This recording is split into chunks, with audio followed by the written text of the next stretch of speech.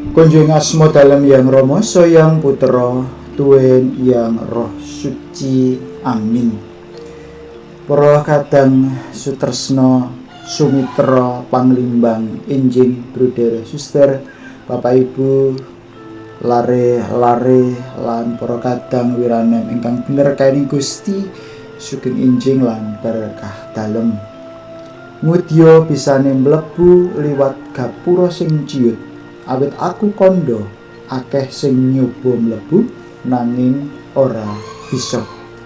Panglimbang enjing ing dinten menika kita badhe nglimbang sesarengan sabda dalem ingkang kapethik saking Injil Santo Lukas bab 13 ayat 21 dumugi 3.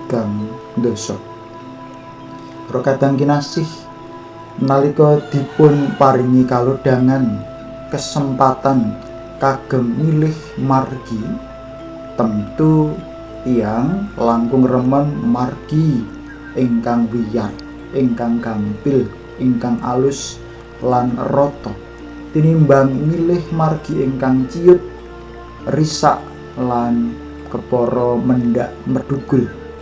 Ananging margining swarga menika boten wonten pilihanipun, kedah kados mekaten.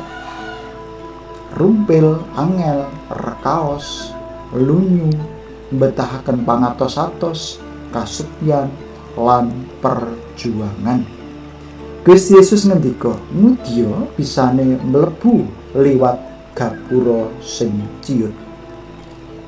Boten namung kandhek wonten margi ingkang ciut, perkawis salajengipun inggih menika menapa kontenipun, pintunipun, lawangipun, gerbangipun tasih binuka menga. Menapa sampun katutup kalian ingkang kagungan dalem. Sawanci-wanci ingkang kagungan dalem saged nutup konten menika. Sesarengan menika tiyang kathah mandar kepengin lan sami berjuang, sami-sami kepengin badhe mlebet, ananging kalawau wekdalipun winates lan menawi sampun dumugi pepuntoning wekdal sedaya badhe rampung. Boten wonten malih tiyang ingkang kepareng lumebet konten menika. Aku ora tepung karo kowe. Saka ing endi asalmu? Minggato saka ing ngarepku, kowe wong duraka. Para kadang sumitra dalem ing Sang Kristus, Gusti Yesus paring pemut dhateng kita menggah dinten akhir zaman ingkang boten dipun mangertosi kapan dumuginipun. Kapan kemawon sedaya wau saged kalampahan.